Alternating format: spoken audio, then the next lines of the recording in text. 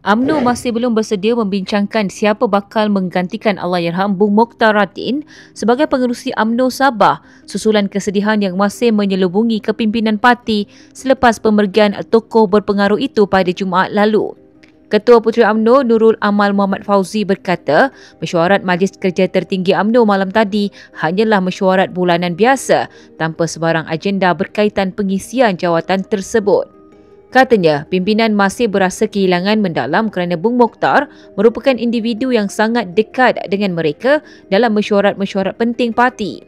Menurutnya, sebelum mesyuarat bermula, kepimpinan tertinggi UMNO turut mengadakan tahlil ringkas bagi mengenang jasa Allahyarham yang baru beberapa hari sebelum pemergiannya memenangi kerusi Dun Lamak dalam PRN Sabah ke-17.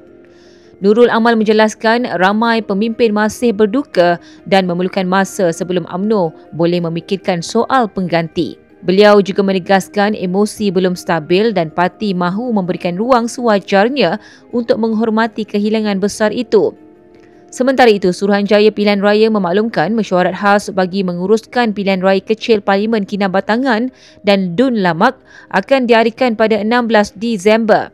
Kedua-dua kerusi itu kosong susulan pemergian Bung Mokhtar yang juga ahli Parlimen Kinabatangan dan pengerusi UMNO Sabah.